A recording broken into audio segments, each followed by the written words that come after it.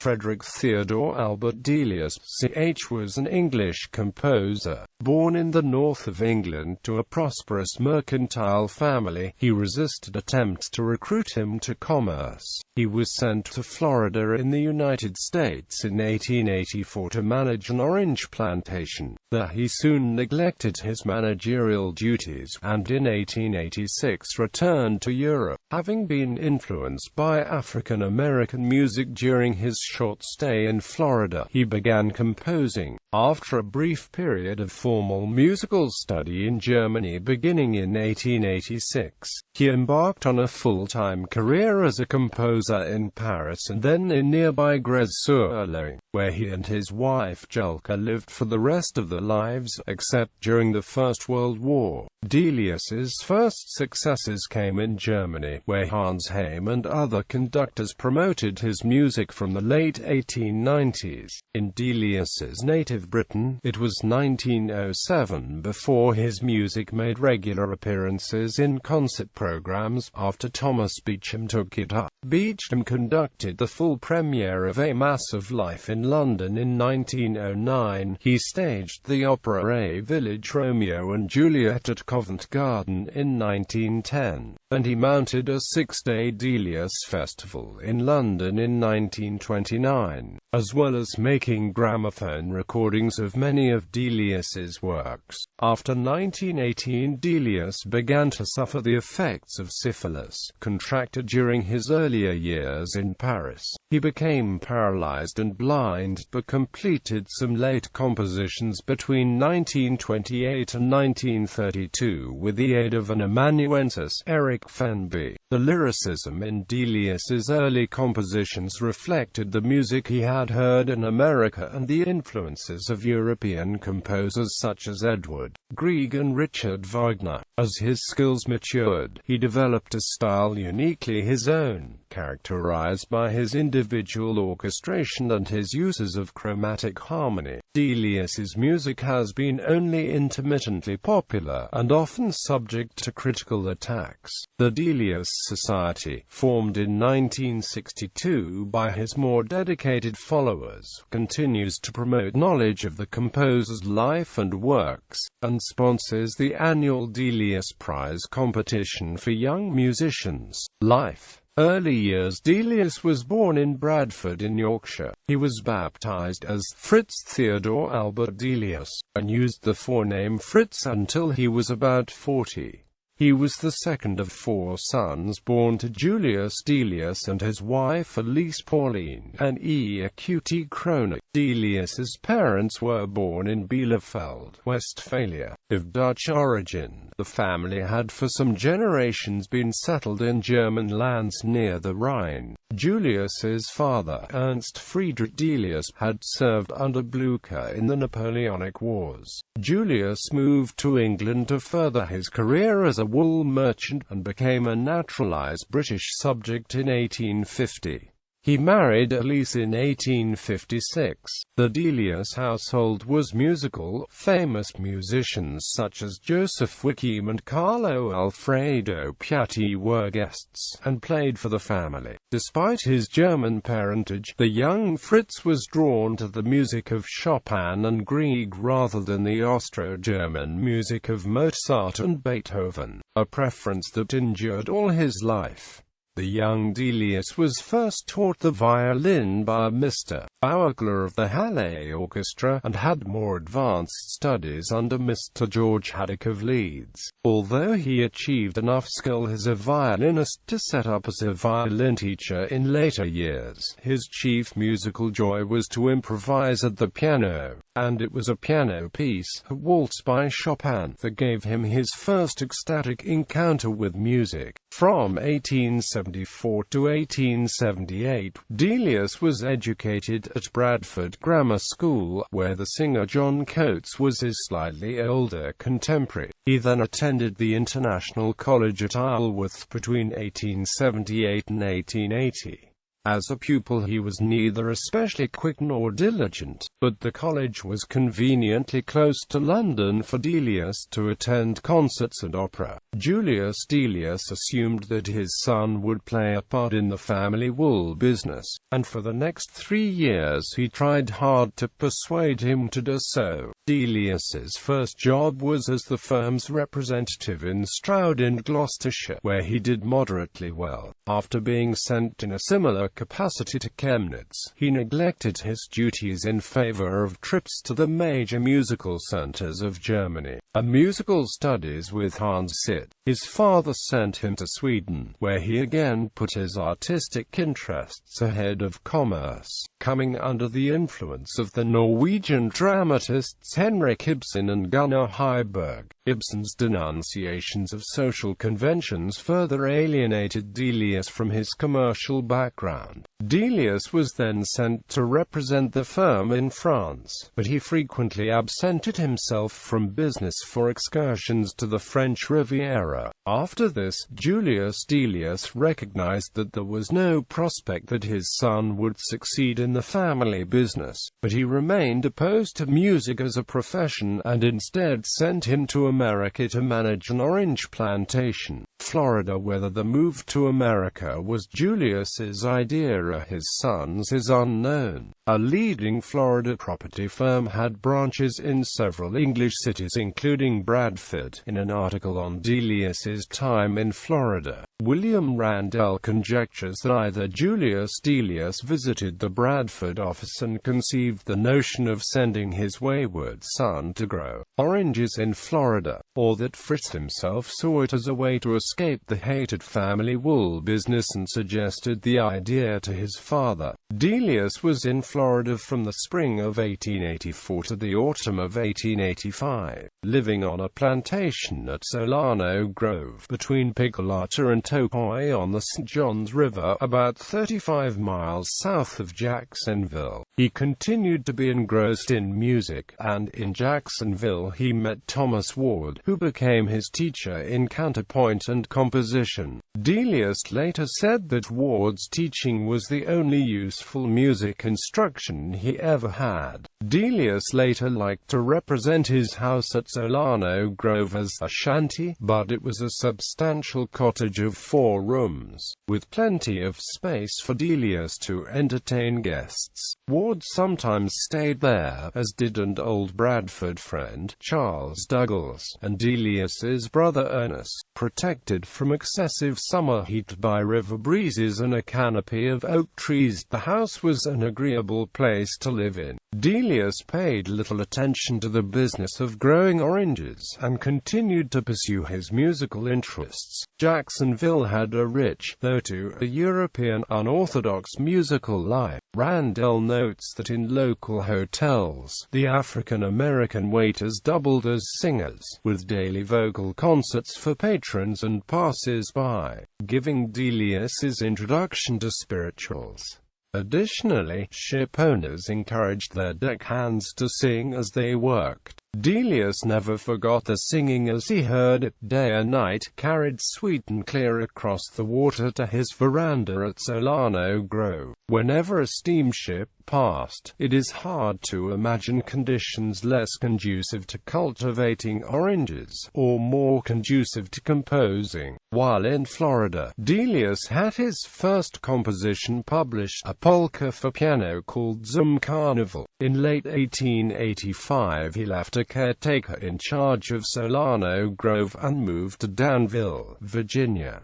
Thereafter he pursued a wholly musical career. An advertisement in the local paper announced, "Fritz Delius will begin at once giving instruction in piano, violin, theory and composition. He will give lessons at the residences of his pupils. Terms reasonable." Delius also offered lessons in French and German. Danville had a thriving musical life, and early works of his were publicly performed there. Leipzig and Paris. In 1886, Julius Delius finally agreed to allow his son to pursue a musical career, and paid for him to study music formally. Delius left Danville and returned to Europe via New York, where he paused briefly to give a few lessons. Back in Europe, he enrolled at the Conservatoire in Leipzig, Germany. Leipzig was a major musical center, where Nikisch and Mahler were conductors at the Opera House, and Brahms and Tchaikovsky conducted the works at the Gewandhaus. At the Conservatoire, Delius made little progress in his piano studies under Karl Reinecke, but Salomon Jadassohn praised his hard work and grasp of counterpoint. Delius also resumed studies under Hans Sitt. Delius's early biographer, the composer Patrick Hadley, observed that no trace of his academic tuition can be found in Delius's mature music, except in certain of the weaker passages. Much more important to Delius's development was meeting the composer Edward Grieg in Leipzig. Grieg, like Ward before him, recognized Delius's potential. In the spring of 1888, Sitt conducted Delius's Florida Suite for an audience of 3. Grieg, Christian Sinding and the composer. Grieg and Sinding were enthusiastic and became warm supporters of Delius. At a dinner party in London in April 1888, Grieg finally convinced Julius Delius that his son's future lay in music. After leaving Leipzig in 1888, Delius moved to Paris, where his uncle, Theodore, took him under his wing and looked after him socially and financially. Over the next 8 years, Delius befriended many writers and artists, including August Strindberg, Edward Munch and Paul Gauguin. He mixed very little with French musicians, although Florent Schmidt arranged the piano scores of Delius's first 2 operas, Ermelin and The Magic Fountain. As a result, his music never became widely known in France. Delius's biographer Diana McVeigh says of these years that Delius was found to be attractive, warm-hearted, spontaneous, and amorous.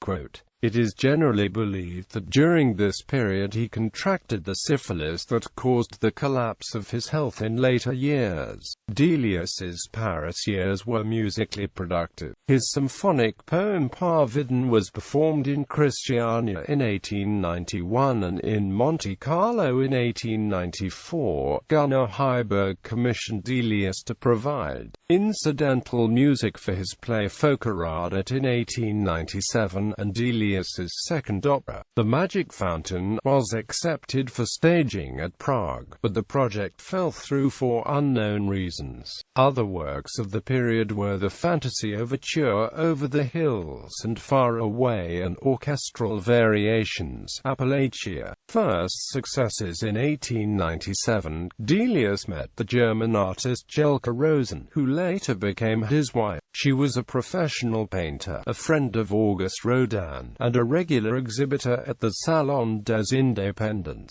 Jelka quickly declared her admiration for the young composer's music, and the couple were drawn closer together by a shared passion for the works of the German philosopher Friedrich Nietzsche and the music of Grieg. Jelka bought a house in Grez-sur-Loing, a village 40 miles outside Paris on the edge of Fontainebleau. Delius visited her there, and after a brief return visit to Florida, he moved in with her. In 1903 they married, and, apart from a short period when the area was threatened by the advancing German army during the First World War, Delius lived in Grez for the rest of his life. The marriage was not conventional. Jelka was, at first, the principal earner, there were no children, and Delius was not a faithful husband. Jelka was often distressed by his affairs, but her devotion did not waver. In the same year, Delius began a fruitful association with German supporters of his music, the conductors Hans Heym, Fritz Cassirer and Alfred Hertz at Elberfeld, and Julius Buths at Dusseldorf. Haim conducted Over the Hills and Far Away, which he gave under its German title Über die Berge in die Ferne on 13 November 1897, believed to be the first time Delius's music was heard in Germany. In 1899 Hertz gave a Delius concert in St. James's Hall in London, which included Over the Hills and Far Away, a choral piece, Mitternacht slide, and excerpts from the opera Koanga. This occasion was an unusual opportunity for an unknown composer at a time when any sort of orchestral concert was a rare event in London. In spite of encouraging reviews, Delius's orchestral music was not heard again in an English concert hall until 1907. The orchestral work Paris, the Song of a Great City, was composed in 1899 and dedicated to Haim. He gave the premiere at Elberfeld on 14 December 1901. It provoked some critical comment from the local newspaper, which complained that the composer put his listeners on a bus and shuttled them from one Parisian night spot to another. But he does not let us hear the tuneful gypsy melodies in the Boulevard Café, always just cymbals and tambourine, and mostly from two cabarets at the same time at that. The work was given under Busoni in Berlin less than a year later. Most of Delius's premieres of this period were given by Haim and his fellow German conductors. In 1904 Cassira premiered Koanga, and in the same year the piano concerto was given in Elberfeld, and Lebensdance in Düsseldorf. Appalachia followed there in 1905. Sea Drift was premiered at Essen in 1906, and A Village Romeo and Juliet in Berlin in 1907. Delius's reputation in Germany remained high until the First World War. In 1910 his Rhapsody, Brig Fair, was given by 36 different German orchestras. Growing reputation by 1907, thanks to performances of his works in many German cities, Delius was, as Thomas Beecham said, floating safely on a wave of prosperity which increased as the year went on. Henry Wood premiered the revised version of Delius's piano concerto that year. Also in 1907 Cassira conducted some concerts in London, at one of which, with Beecham's new symphony orchestra, he presented Appalachia. Beecham, who had until then had not the note of Delius's music, expressed his wonderment and became a lifelong devotee of the composer's works. In January 1908 he conducted the British premiere of Paris, the Song of a Great City. Later that year, Beecham introduced Brig Fair to London audiences, and Fernandez Arbus presented Lebensdance. In 1909, Beecham conducted the first complete performance of A Massive Life, the largest and most ambitious of Delius's concert works, written for 4 soloists, a double choir, and a large orchestra. Although the work was based on the same Nietzsche work as Richard Strauss's Also Sprach Zarathustra, Delius distanced himself from the Strauss work, which he considered a complete failure. Nor was Strauss an admirer of Delius, as he was of Elgar. He told Delius that he did not wish to conduct Paris. The symphonic development seems to me to be too scant, and it seems moreover to be an imitation of Charpentier. In early years of the 20th century, Delius composed some of his most popular works, including Brig Fair in a Summer Garden, Summer Night on the River, and On Hearing the First Cuckoo in Spring, of which McVey comments, these exquisite idylls,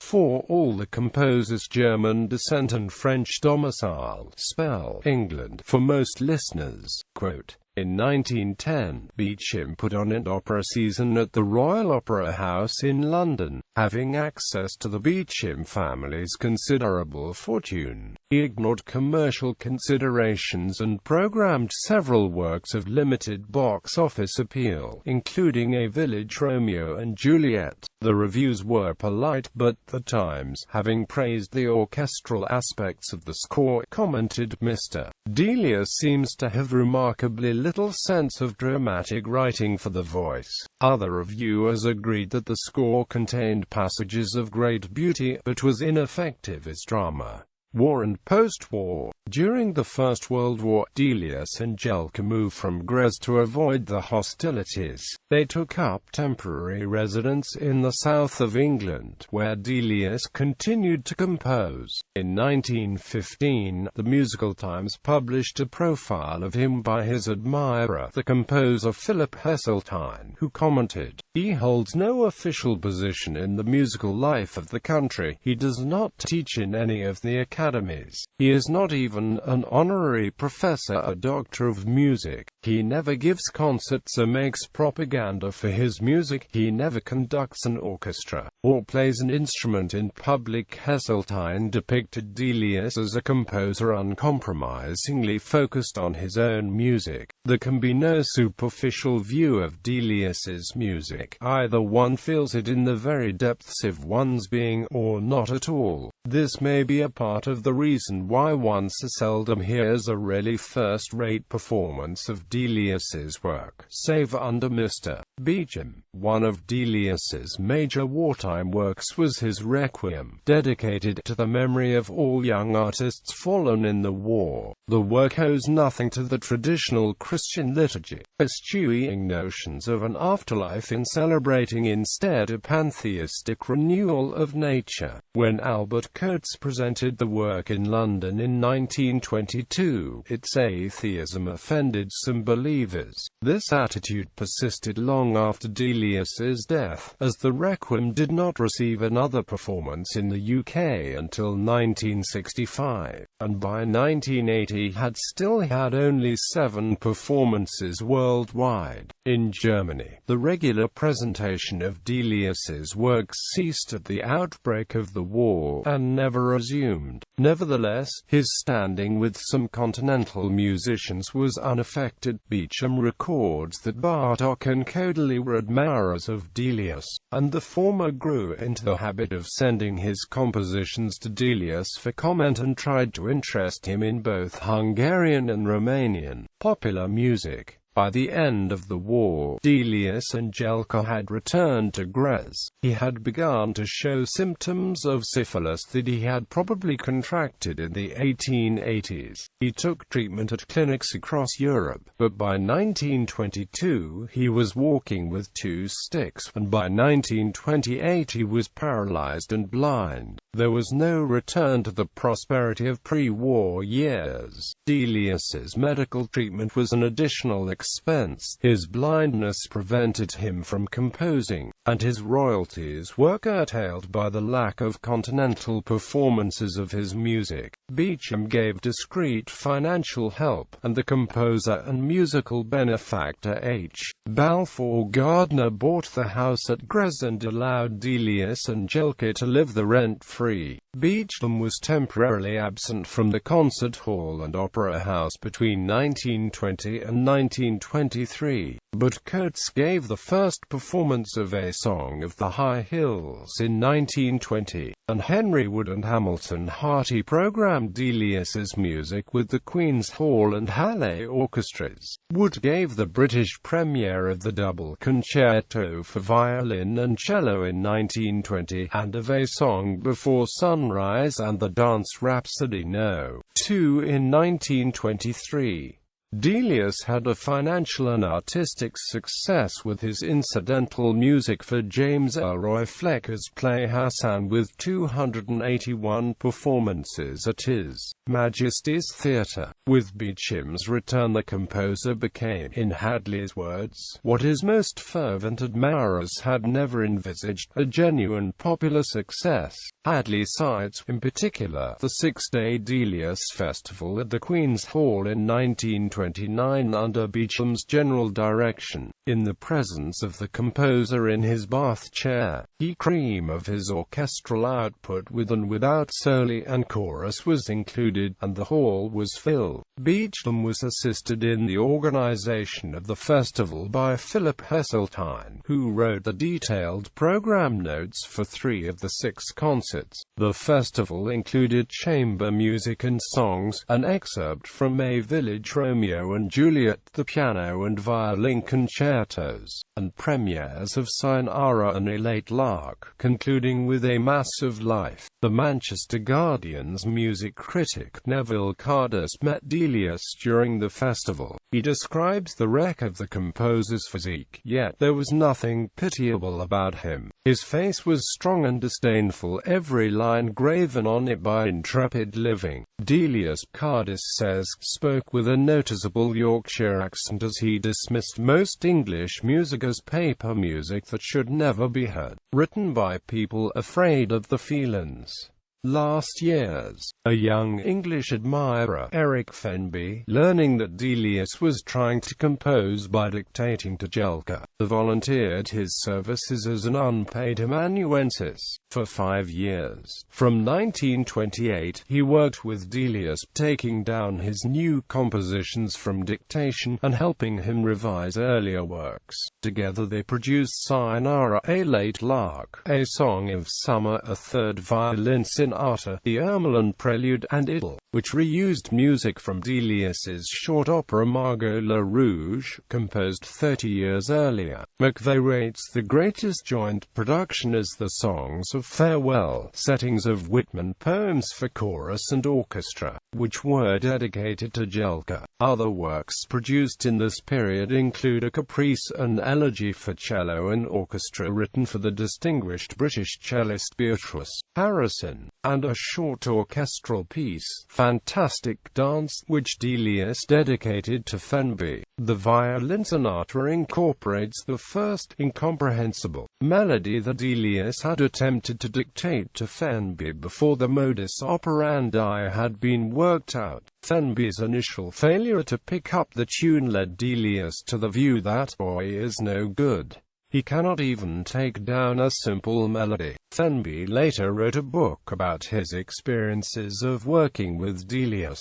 Among other details, Fenby reveals Delius's love of cricket. The pair followed the 1930 Test series between England and Australia with great interest, and regaled the bemused Jelka with accounts of the boyhood exploits in the game. In 1933, the year before both composers died, Elgar, who had flown to Paris to conduct a performance of his violin concerto, visited Delius at Grèce. Delius was not on the whole an admirer of Elgar's music, but the two men took to each other, and there followed a warm correspondence until Elgar's death in February 1934. Elgar described Delius as a poet and a visionary. Delius died at Grèce on 10 June 1934, aged 72.